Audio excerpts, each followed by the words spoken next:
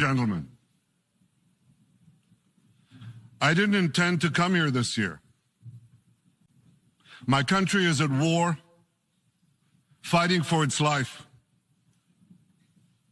But after I heard the lies and slanders leveled at my country by many of the speakers at this podium, I decided to come here and set the record straight.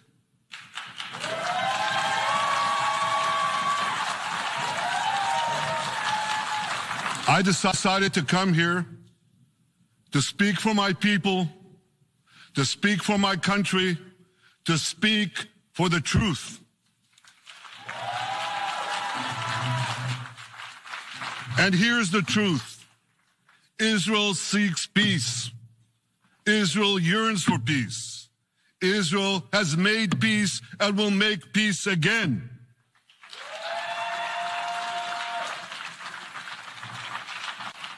Yet we face savage enemies who seek our annihilation, and we must defend ourselves against these savage murderers. Our enemies seek not only to destroy us, they seek to destroy our common civilization and return all of us to a dark age of tyranny and terror. When I spoke here last year, I said we face the same timeless choice that Moses put before the people of Israel thousands of years ago. As we were about to enter the Promised Land, Moses told us that our actions will determine whether we bequeath to future generations a blessing or a curse. And that is the choice we face today. The curse of Iran's unremitting aggression, or the blessing of a historic reconciliation between Arab and Jew. In the days that followed that speech, the blessing I spoke of came into sharper focus. A normalization deal between Saudi Arabia and Israel seemed closer than ever. But then came the curse of October 7th. Thousands of Iranian-backed Hamas terrorists from Gaza burst into Israel in pickup trucks, on motorcycles, and they committed unimaginable atrocities. They savagely murdered 1,200 people. They raped and mutilated women. They beheaded men. They burned babies alive. They burnt entire families alive, babies, children, parents, grandparents, in scenes reminiscent of the Nazi Holocaust. Hamas kidnapped 251 people from dozens of different countries, dragging them into the dungeons of Gaza. Israel has brought home 154 of these hostages, including 117 who returned alive. I want to assure you, we will not rest until the remaining hostages are brought home too. And some of their family members are here with us today. I ask you to stand up.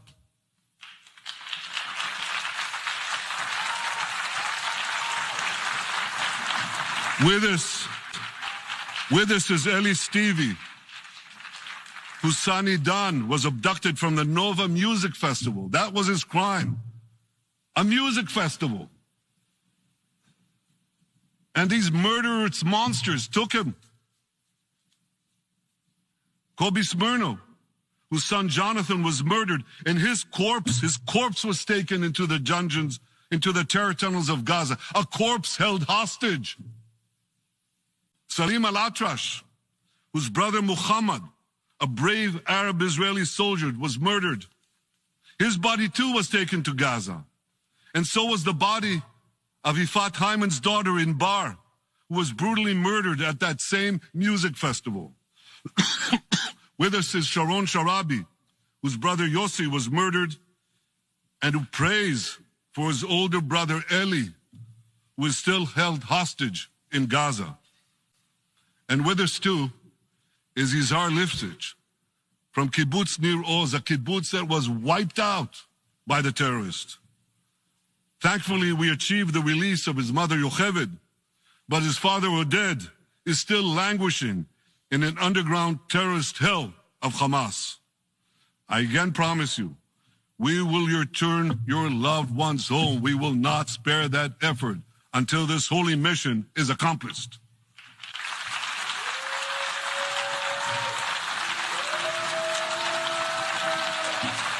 Ladies and gentlemen, the curse of October 7th began when Hamas invaded Israel from Gaza. But it didn't end there.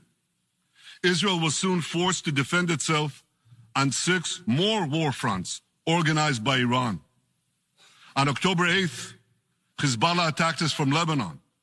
Since then, they fired over 8,000 rockets at our towns and cities, at our civilians, at our children. 2 weeks later, the Iran-backed Houthis in Yemen launched drones and missiles at Israel, the first of 250 such attacks, including one yesterday aimed at Tel Aviv. Iran's Shiite militias in Syria and Iraq have targeted Israel dozens of times over the past year as well. Fueled by Iran, Palestinian terrorists in Judea and Samaria perpetrated scores of attacks there and throughout Israel. And last April, for the first time ever, Iran directly attacked Israel from its own territory, firing 300 drones, cruise missiles, and ballistic missiles at us. I have a message for the tyrants of Tehran. If you strike us, we will strike you. There is no place.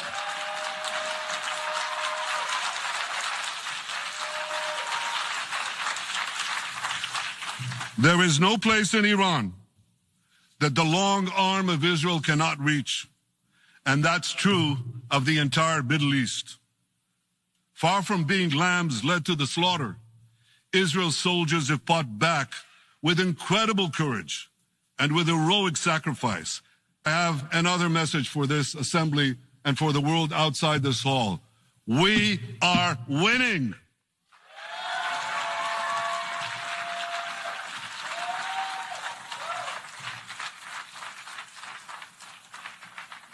Ladies and gentlemen, as Israel defends itself against Iran in the 7-front war, the line separating the blessing and the curse could not be more clear. This is the map I presented here last year. It's a map of a blessing. It shows Israel and its Arab partners forming a land bridge connecting Asia and Europe between the Indian Ocean and the Mediterranean Sea.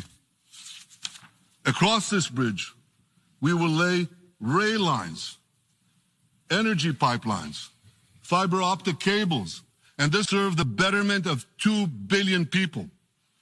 Now look at this second map. It's a map. Look at the second map. It's a map of a curse. It's a map of an arc of terror that Iran has created and imposed from the Indian Ocean to the Mediterranean. Iran's malignant arc has shut down international waterways. It cuts off trade. It destroys millions, destroys nations from within, and inflicts misery on millions. On the one hand, a bright blessing, a future of hope. On the other hand, a dark future of despair. And if you think this dark map is only a curse for Israel, if you think that, then you should think again. Because Iran's aggression, if it's not checked, will endanger every single country in the Middle East and many, many countries in the rest of the world. Because Iran seeks to impose its radicalism well beyond the Middle East. That's why it funds terror networks on 5 continents. That's why it builds ballistic missiles for nuclear warheads to threaten the entire world. For too long, the world has appeased Iran. It turns a blind eye to its internal repression. It turns a blind eye to its external aggression. Well, that appeasement must end. And that appeasement must end now.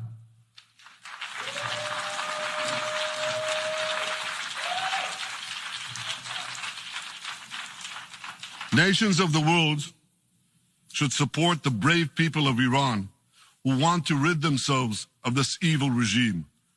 Responsible governments should not only support Israel in rolling back Iran's aggression, they should join Israel. They should join Israel in stopping Iran's nuclear weapons program. In this body, in the Security Council, we're going to have a deliberation in a few months. And I call on the Security Council to snap back UN Security Council sanctions against Iran, because we must all do everything in our power to ensure that Iran never gets nuclear weapons.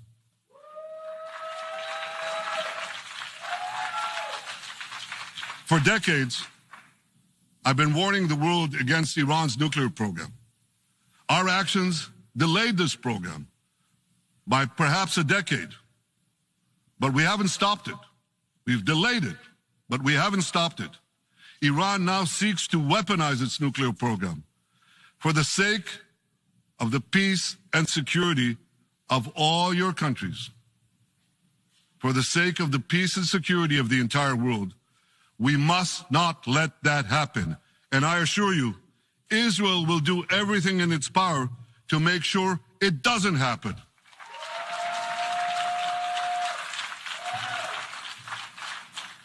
So, ladies and gentlemen, the question before us is simple. Which of these two maps that I showed you will shape our future? Will it be the blessings of peace and prosperity for Israel, our Arab partners, and the rest of the world? Or will it be the curse in which Iran and its proxies spread carnage and chaos everywhere? Israel has already made its choice. We've decided to advance the blessing. We're building a partnership for peace with our Arab neighbors while fighting the forces of terror that threaten that peace.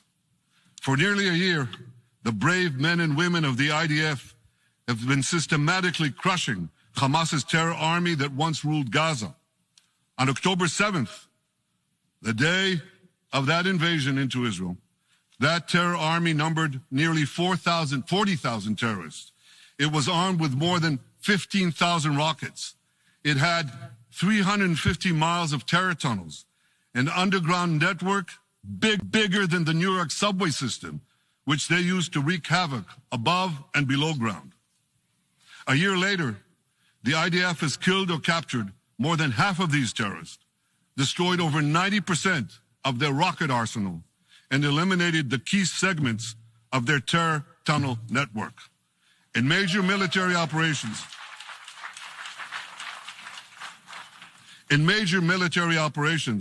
we destroyed nearly all of Hamas's terror battalions, 23 out of 24 battalions. Now, to complete our victory, we are focused on mopping up Hamas's remaining fighting capabilities.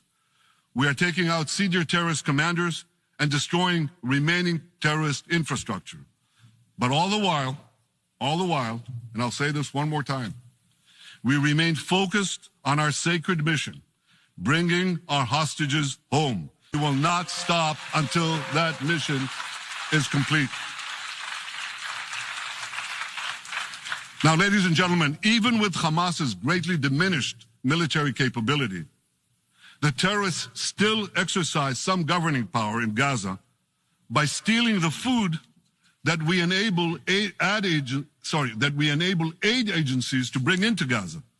Hamas steals the food, and then they hike the prices. They feed their bellies, and then they fill their coffers with money that they extort from their own people. They sell the stolen food at exorbitant prices. And that's how they stay in power. Well, this too has to end, and we're working to bring it to an end.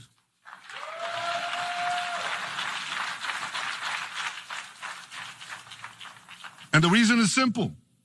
Because if Hamas stays in power, it will regroup, rearm, and attack Israel again and again and again, as it is vowed to do. So Hamas has got to go.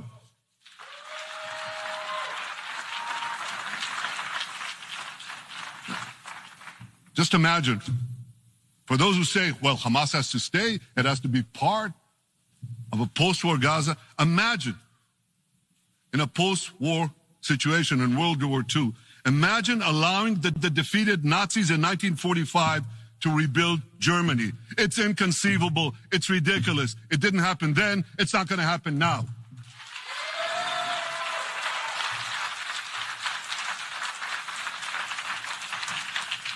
This is why Israel will reject any rule for Hamas in a post-war Gaza. We don't seek to resettle Gaza. What we seek is a demilitarized and de-radicalized Gaza. Only then can we ensure that this round of fighting will be the last round of fighting. We are ready to work with regional and other partners to support a local civilian administration in Gaza committed to peaceful coexistence. As for the hostages, I have a message for the Hamas captors. Let them go. Let them go. All of them. Those alive today must be returned alive. And the remains of those whom you brutally killed must be returned to their families. Those families here with us today and others in Israel deserve to have a resting place for their loved ones, a place where they can grieve and remember them. This war, ladies and gentlemen, this war can come to an end now. All that has to happen is for Hamas to surrender, lay down its arms, and release all the hostages. But if they don't, we will fight until we achieve victory, total victory. There is no substitute for it.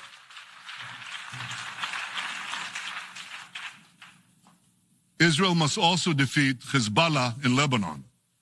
Hezbollah is the quintessential terror organization in the world today. It has tentacles that span in all continents. It has murdered more Americans and more Frenchmen than any group except bin Laden. It's murdered the citizens of many countries represented in this room. And it has attacked Israel viciously over the last 20 years. In the last year, completely unprovoked. A day after Hamas massacre on October 7th, Hezbollah began attacks against Israel, which forced more than 60,000 Israelis on our northern border to leave their homes, becoming refugees in their own land. Hezbollah turned vibrant towns in the north of Israel into ghost towns. So I want you to think about this in equivalent American terms.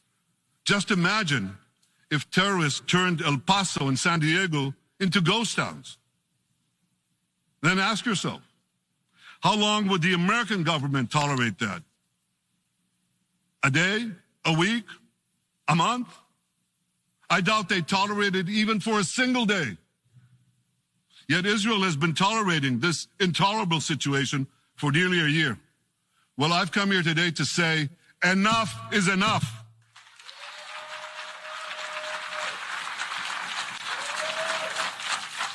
We won't rest until our citizens can return safely to their homes. We will not accept a terror army perched on our northern border, able to perpetrate another October 7th style massacre. For 18 years, Hezbollah brazenly refused to implement UN Security Council Resolution 1701, which requires it to move its forces away from our borders. Instead, Hezbollah moved right up to our border. They secretly dug terror tunnels to infiltrate our communities and indiscriminately fired thousands of rockets into our towns and villages. They fire these rockets and missiles not from military sites. Not from that. They do that too. But they fire those rockets and missiles after they place them in schools, in hospitals, in apartment buildings, and in the private homes of the citizens of Lebanon. They endanger their own people. They put a missile in every kitchen, a rocket in every garage. I said to the people of Lebanon this week, get out of the death trap that Hezbollah has put you in. Don't let Nasrallah drag Lebanon into the abyss We're not at war with you. We're at war with Hezbollah, which has hijacked your country and threatens to destroy ours. As long as Hezbollah chooses the path of war, Israel has no choice, and Israel has every right to remove this threat and return our citizens to their homes safely. And that's exactly what we're doing.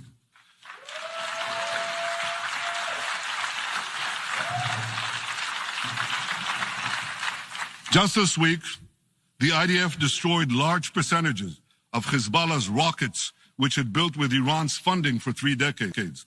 We took out senior military commanders who not only shed Israeli blood, but American and French blood as well. And then we took out their replacements, and then the replacements of their replacements. And we'll continue degrading Hezbollah until all our objectives are met.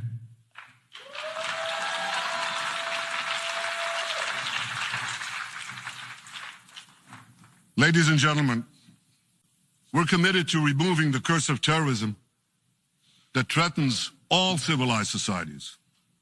But to truly realize the blessing of a new Middle East, we must continue the path we paved with the Abraham Accords 4 years ago. Above all, this means achieving a historic peace agreement between Israel and Saudi Arabia.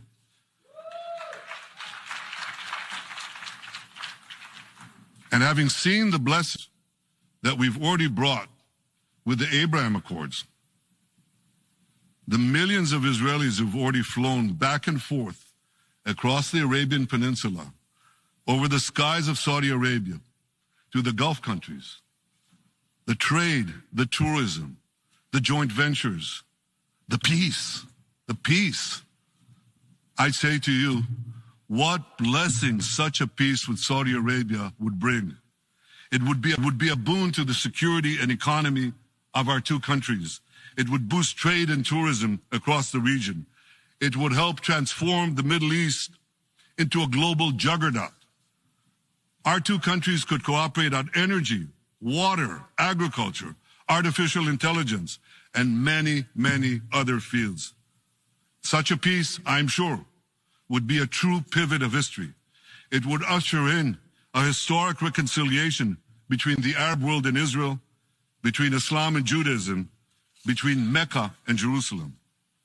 While Israel is committed to achieving such a peace, Iran and its terror proxies are committed to scuttling it.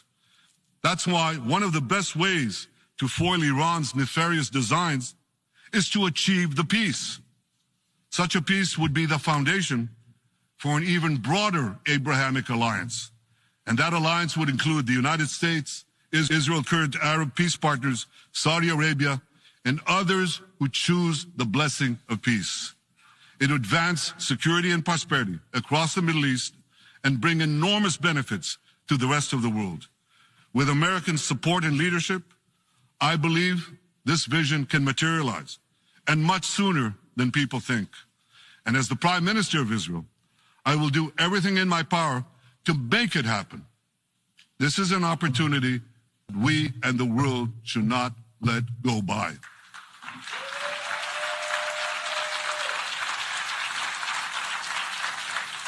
Ladies and gentlemen, Israel has made its choice. We seek to move forward to a bright age of prosperity and peace. Iran and its proxies have also made their choice. They want to move back to a dark age of terror and war. And now I have a question. And I pose that question to you.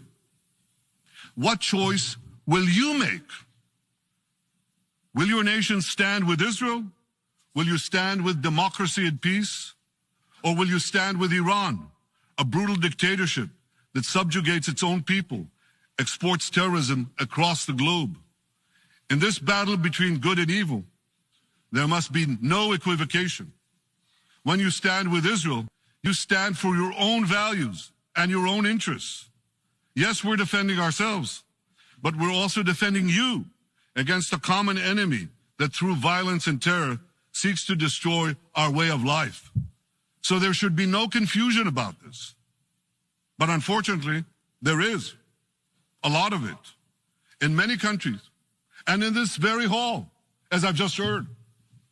Good is portrayed as evil, and evil is portrayed as good. We see this moral confusion when Israel is falsely accused of genocide, when we defend ourselves against enemies who try to commit genocide against us.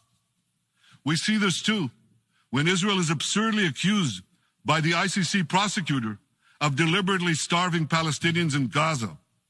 What an absurdity. We helped bring in 700,000 tons of food into Gaza. That's more than 3,000 calories a day for every man, woman, and child in Gaza. We see this moral confusion when Israel is falsely accused of deliberately targeting civilians. We don't want to see a single person, a single innocent person die. That's always a tragedy. And that's why we do so much to minimize civilian casualties, even as our enemies use civilians as human shields. And no army has done what Israel is doing to minimize civilian casualties. We drop flyers. We send text messages. We make phone calls by the millions to ensure that Palestinian civilians get out of harm's way. We spare no effort in this noble pursuit. We see yet another profound moral confusion when self-described progressives march against the democracy of Israel. Don't they realize they support the Iranian-backed goons in Tehran and in Gaza? The goons who gun down protesters, murder women for not covering their hair, and hang gays in public squares, some progressives. According to the U.S. Director of National Intelligence, Iran funds and fuels many of the protesters against Israel. Who knows, maybe some of the protesters, or even many of the protesters outside this building now. Ladies and gentlemen, King Solomon, who reigned in our eternal capital, Jerusalem, 3,000 years ago, proclaimed something that is familiar to all of you. He said, "There is nothing new under the sun." Well, in an age of space travel, quantum physics, and artificial intelligence, some would argue that's a debatable statement. But one thing is undeniable. There is definitely nothing new at the United Nations.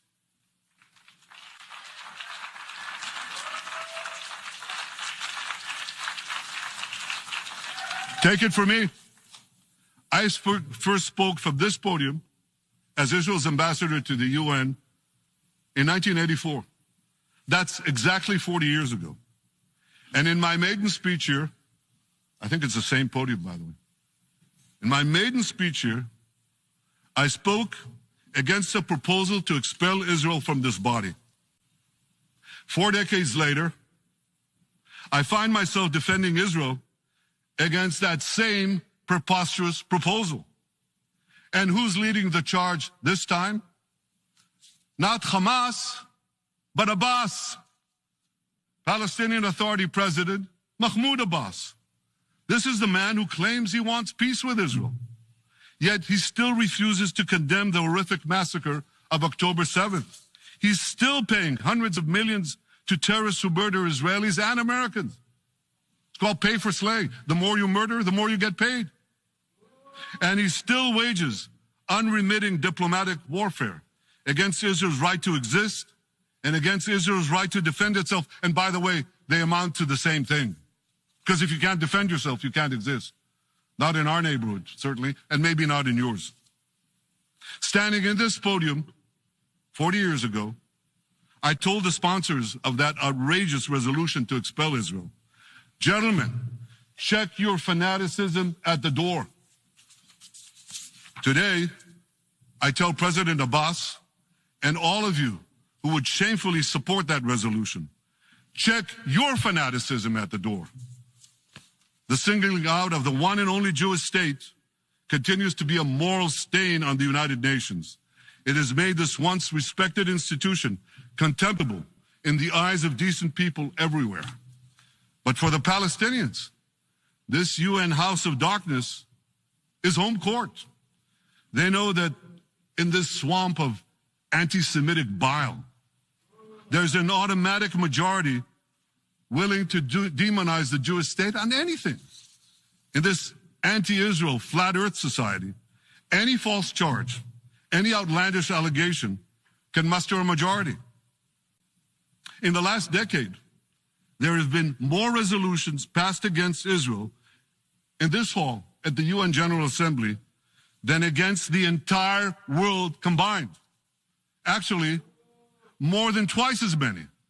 Since 2014, this body condemned Israel 174 times. It condemned all the other countries in the world 73 times. That's more than 100 extra condemnations for the Jewish state. What hypocrisy, what a double standard, what a joke. So the UN's hostility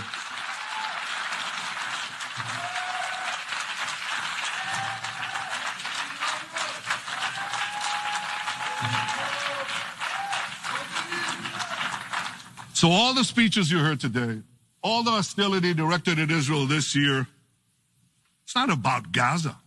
It's about Israel. It's always been about Israel's very existence. And I say to you, until the Jewish state is treated like other nations, until this anti-Semitic swamp is drained, the UN will be viewed by fair-minded people everywhere as nothing more than a contemptuous farce. Now, given the anti-Semitism at the UN, it should surprise no one that the prosecutor at the ICC, one of the UN's affiliated organs, is considering issuing arrest warrants against me and Israel's defense minister, the democratically elected leaders of the democratic state of Israel. The ICC prosecutors rushed to judgment. His refusal to treat Israel with its independent courts the way other democracies are treated is hard to explain by anything other than pure anti-Semitism. Ladies and gentlemen, the real war criminals are not in Israel. They're in Iran. They're in Gaza, in Syria, in Lebanon, in Yemen. Those of you who stand with these war criminals, those of you who stand with evil against good, with the curse against the blessing, those of you who do so should be ashamed of yourselves.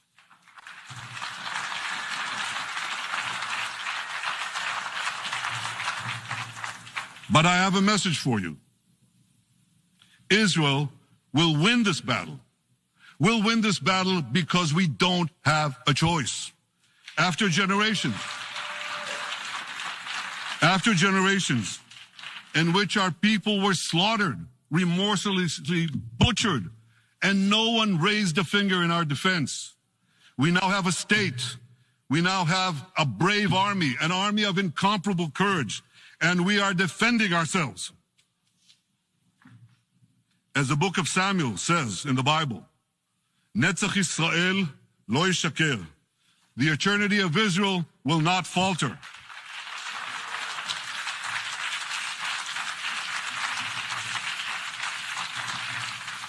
In the Jewish people's epic journey from antiquity, in our odyssey through the tempests and upheavals of modern times, that ancient promise has always been kept, and it will hold true for all time.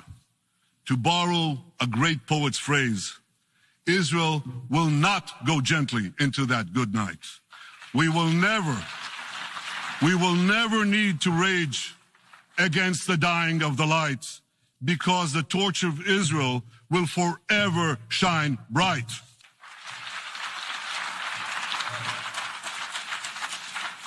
To the people of Israel and to the soldiers of Israel, I say, be strong and of good courage. חזקו ואמצו ואל תיראו מפניהם, כי אדוני אלוהיך הוא ההולך עמך, לא ירפך ולא יעזבך. Am Yisrael Chai, the people of Israel live now, tomorrow, forever. Thank you.